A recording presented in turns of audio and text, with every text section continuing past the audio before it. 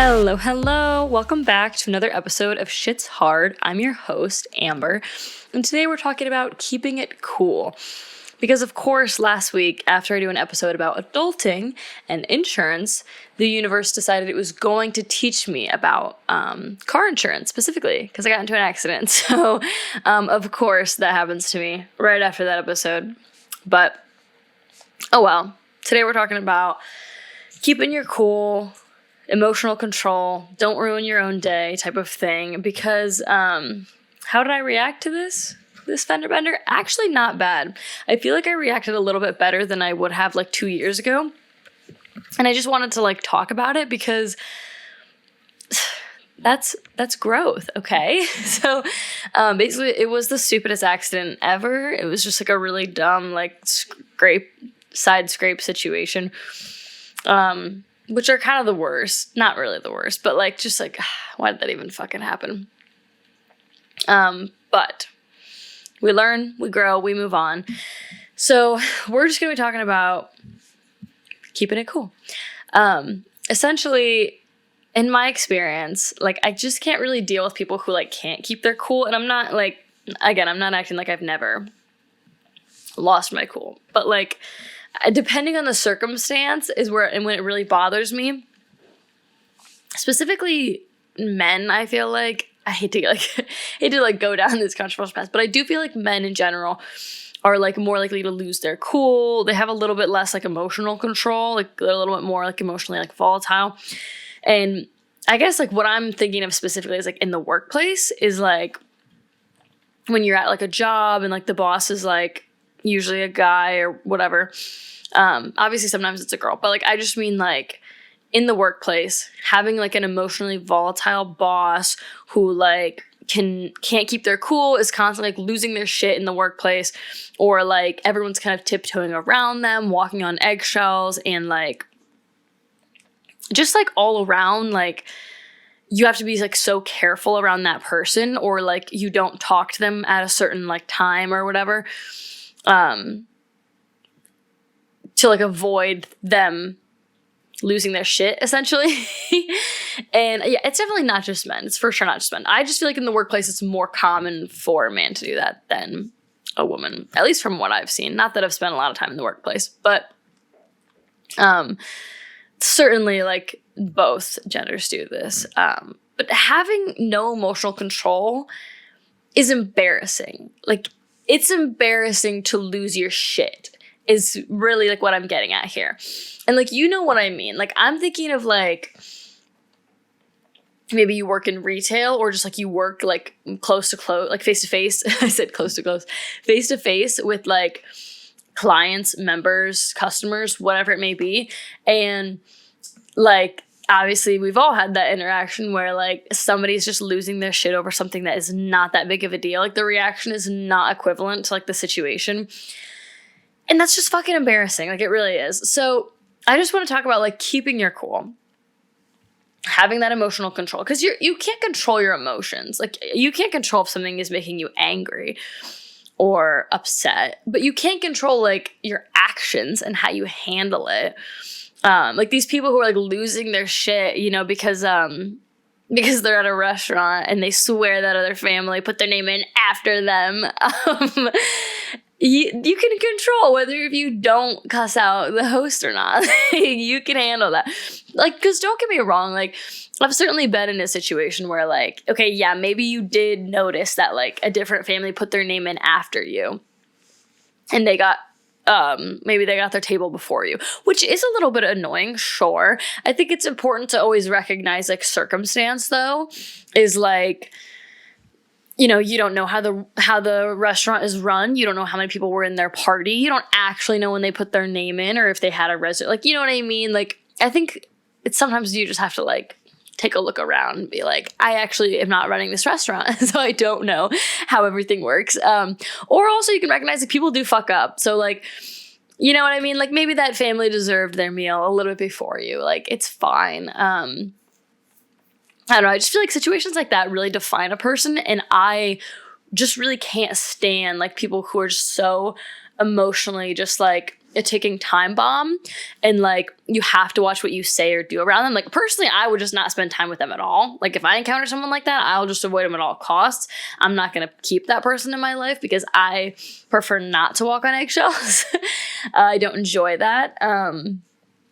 But it's something I usually think about in terms of like how connected we are to our parents, and like how we respond to unforeseen events is so connected to like your parents and your family and the way that you were raised. And because like for the first 18 years of your life, at least, if not more, you were watching your parents react to unforeseeable events, big or small. And I think the small ones say a lot more than the big ones. Like an example I just thought of was like if you were in the car with your parents and they got a speeding ticket, and like kind of just how they would react. Honestly, now that I'm thinking about it, I don't think my parents have ever gotten a speeding ticket, at least not that I can think of. Or maybe if they got one without me and didn't tell me. But like my parents are also very by the books people, so it would not surprise me if they have never gotten a speeding ticket, because they're like that. They straight up just go the speed limit everywhere. But like if that circumstance were to occur, like when you're younger, like how did your parents react? Were they angry? Were they angry at the officer giving them a ticket? Were they willing to admit that they were speeding? Or were they like kind of dismissive of like, oh, I was only going this much over? I don't know. I just feel like that stuff affects us so much, especially in adulthood, like is when I personally really start to see it, is like how I react. And then I'm like, fuck, like I am my dad. Like I hate this, you know? But I do think in general, my parents, at least with the general public, we're chill people and understanding and empathetic. They weren't like that with us. No, I'm just kidding. They were fine parents. But like, I think like, at least for my mom specifically, she like would never like make a scene, like ever. Like, she would not be in a restaurant like yelling at a fucking server. Like you would not catch her doing that shit. And like it's not that she was necessarily like the saint of all saints. I think she was she's just a regular person. Like she just was like that. That's not like something that you flip out about. Like it's because I want to acknowledge the difference between like people pleasing and like not people pleasing, but just like being what's the word? Not a people pleaser, but like a pushover. So like. And like just letting shit go that is bothering you, because you don't want to do that either. I think there's a nice middle ground, and I think that at least my parents in public were like that. Like just to like, I don't mean like in public, but I mean to like people outside of the family, to like servers and whatever. Like they were very like not even, I don't even want to say chill, just like they weren't a pushover. Like if something came up, they would handle it firmly, but like an adult. They were never the type to like lose their shit. I mean, my parents would lose their shit on us, but they would never like be yelling at like a restaurant host or anything like that. Even when annoying shit came up, like it's like, you know, like, would you ever send your food back? Personally, I probably wouldn't, just because I'm a hungry gal. And like, if everybody else had their food, I probably wouldn't want to like send mine back and wait for mine. So just for other reasons, I probably wouldn't send my food back. My food would probably have to be pretty bad and pretty messed up for me to not eat it. Or like an allergy is really the only reason I could see sending food back. But I feel like there's also nothing wrong with sending your food back if it's not what you ordered or whatever, as long as you're being like respectful about it. And you're just like, hey, like, I'm so sorry. Like, hate to bother you. This is the circumstance, or whatever the fuck. I don't know. But like, because I do feel like there's a line. Like, you don't want to be the pushover to where like, you know, people will just take advantage of you, such as like, I don't know, I just thought of like a car salesman or something, like, because people in like retail and stuff will try to like sell you shit and get you to buy, you know, whatever, more stuff. And I think it's important to be like firm, but I think it's important to not lose your cool either. Like, you don't want to be that person who's like screaming at like a sales associate over like, you know, someone sending you like in your package that you received the wrong color of shirt. Although like you're correct, and that would be a little bit annoying, I think, to receive the wrong package. Like, that's just not the way to go about it. And there's something interesting I want to talk about in regards to like how to behave in public, essentially what we're talking about today. But I should have titled this. But like, like when stupid little shit comes up, because I don't think the big shit is really as telling. I really think it's the small shit. But like manipulation is key. Like, okay, it's not. But like truly, if you are like truly upset, you feel like you've been screwed, you feel like whatever, somebody fucked up and you're annoyed with what, like, let's use the example, like you got sent the wrong package and whatever. And now like the correct stuff that you ordered isn't available anymore, not in your size, whatever. So you're irritated, rightfully so. I'd be a little upset. But let's just take a step back and think about like, what are the goals here? Like, well, like if something really is out of stock or whatever, like you just need somebody to help you, maybe offer you, like throw you a bone, maybe, you know what I mean? Offer to like give you your money back, maybe a little something on top, throw in a coupon. Like, what do you want here? What's the end goal?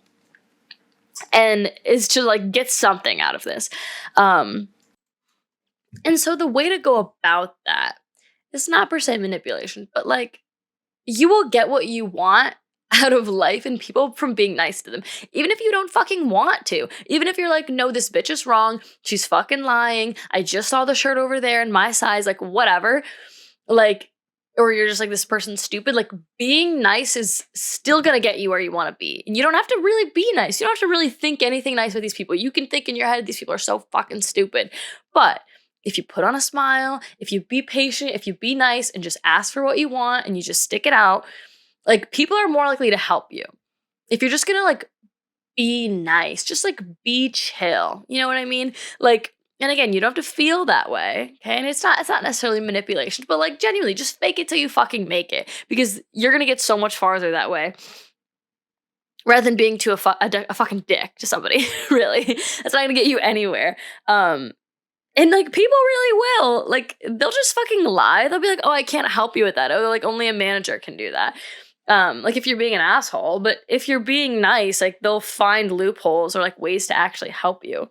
So fucking fake it till you make it. If you really can't like be nice, just pretend to be nice. Because I just think like losing your shit is never the answer, and it really never gets you anywhere. Like, well, actually, I feel like sometimes it does, which really bothers me when like, it bothers me at establishments that like have, obviously like every once in a while you have like a customer or member or whatever who like flips their shit and like is freaking out or something. And then they're like rewarded for that behavior because the restaurant or whatever it is just wants to like get them the fuck out. So like, I don't know, like for example, like if a family is going to dinner and they like want to use a fucking coupon that's expired or something, and the server's like, hey, this is expired, whatever, you can't use it. And then they're like flipping out. They're like, it's not expired, blah, blah. They let me use it, whatever, last week. And then like a manager comes out and is like, okay, like we'll just give it to you. Like they just give it to him to shut them up. But it drives me nuts because it like instills the idea that like if you come here and you behave like a fucking child, like then you'll be rewarded for that. And you can get whatever you want out of being an asshole. And it's like, I don't fuck with that at all. Like, I really don't. And I think it's like a breeding ground for it. Like, unfortunately, other people see that. Other people see somebody flipping shit and then getting exactly what they wanted. And they'll fucking do it too. People do all kinds of crazy shit for fucking free shit. I don't know. People are stupid. But like, I just think like you want to keep your cool for many reasons. One being for your own sanity, for your own peace. You know what I mean? Like protect your peace and all that. Like you really should. Like it's not, a lot of things aren't worth your own stress. And I think that the type of people who like get worked up over small little shit have like either too much time on their hands or just like you know when you come across someone you're like they're just looking for something to like bitch about, like it doesn't even matter what scenario happens with you in them, like they'll find something because they're just like looking for it. I imagine those people probably go through like every day like that. Like they probably went to breakfast that morning and their coffee was like 2 degrees too hot and they flipped out at the barista, and then they came to you at your boutique and flipped out because you didn't have the dress in their size and they had to order it, but it was out of stock online. And then they flip their shit there. And then, you know what I mean? They go somewhere else and like they do the same thing all day. And I think for one, if you reward them for that behavior, then they just probably went home that night with like a free coffee, a fucking $20 gift card. And like, I I don't fuck with rewarding bad behavior. Not in adults anyway. God damn. Um, but I think those people are probably pretty miserable anyways. Like they probably live their life and they're like, why is all these bad things happen to me? And it's like they probably bring them on themselves.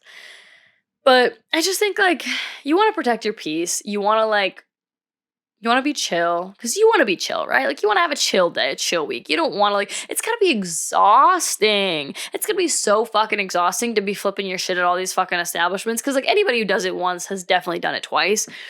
And it just like, that's got to be tiring, I think. Like it takes a lot out of you to be an asshole. As somebody who's worked in service and retail, I rather, you know what, sometimes I'm like, I enjoy it. I'm like, this is my entertainment for the day. This gives me something to talk about when I go home. So honestly, like you do you, and I'll just keep watching the show that is your life. But I think you have to train your brain to like respond appropriately. I think especially if you were raised in certain conditions where like people do kind of flip shit and make a big deal out of things, like make mountains out of molehills or whatever the fuck the saying is. But you have to like train your brain to like pause, take a step back, like evaluate the situation. Like same exact thing when I got into that stupid fucking car accident. I can't even want to call it a car accident. It was not a car accident. It was a stupid like scrape situation. But I just was like, listen, I could flip out and cry about it and be really upset about it. Or I could not, and I could just be like, oh, well, do the thing and get their information and get the insurance and do the thing and like handle it. Because either way, the end result's the same. Either way, I still got into a car accident and I still have to deal with it throughout the week and I still have to talk to insurance and whatever the fuck. So it's like the end result's the same, whether I flip shit, I allow it to ruin my week, I talk about it every single day, or I just kind of low-key forget. Honestly, I forgot about it. Like literally 2 days later, my boyfriend was telling my roommate about it and she was like, you didn't tell me you got into an accident. And I was like, I actually forgot. I was like, I literally forgot. That's how unbothered I was. And I was proud of myself for not making it that big of a deal because don't get me wrong, it does kind of suck. And it was not like a fun situation. And I will say, I drive like a fairly shitty car. So that could also attribute to like my calmness is like, it's already pretty scraped up. So like maybe if I had like a nicer, newer car, I'd be more upset. But the end result would still be the same whether I was upset or not. It still happened and I still have to deal with it. So I think like that's the key is to like just pause, take a breather and be like, what's the goal here? You know, like what do I have to do now? What do I want out of this? What's the solution? And just kind of move forward from there because flipping your shit is exhausting and it takes a lot out of you. And I think you're realizing it's literally like physically, like health wise, it's just not good for you. You know, like stress is never good for the body. It's not good for the mental. And like I said, you can't help your feelings or emotions. If you did like get into a really stupid car scrape or accident and you were really upset about it, say you had just gotten a new car. And if I had just gotten a new car, I probably would be more upset about it. It's okay to be upset. It's okay to be a little like angry. You can't control those emotions, but I think you can control how you react and you can kind of like walk yourself through in your mind and just be like, listen, this happened. Life happens. You know what I mean? Like car accidents are bound to happen. You know, if you just look statistically, you know, you weren't going to go your whole life without one. And so if this is one of the ones that you get into, and it's just a little, you know, scrapey scrape, then we're doing all right, you know? Like, then it ain't that fucking bad. We could be doing a lot worse. A lot worse things have happened. So that's kind of the shit that we're working on this week. It's just keeping our cool, protecting our peace, controlling our emotions, and reacting to poor situations like an adult. Because losing your shit is embarrassing. And as I previously stated, you never want to be that person that everybody has to walk on eggshells around to avoid pissing you off. Like, you do not want to be that person, okay? That's a sad life. Like, that's a lonely life. Like, that's a nobody even gets to know you as a real person because they just think of you as this, like, ticking time bomb. That ain't cool, okay? Shit's not cool. So, I'm going to put some questions under this video. Just let me know how you feel. How do you react to poor situations and why? And has that changed over the years? Have you worked on it, or has it gotten worse? And how do you feel like that's connected to you, your family, or your parents, or how you were raised? And do you react the same as your parents do in stupid little shitty unforeseen events? So that's going to be our episode for today. Because this shit is fucking hard. Controlling your emotions is hard. Not losing your shit is hard sometimes, but it's for the better usually. And even if you want to, fake it till you fucking make it. So thanks again for joining me on this episode of Shit's Hard. I'm your host, Amber, and I'll see you on the next one, because this shit is hard.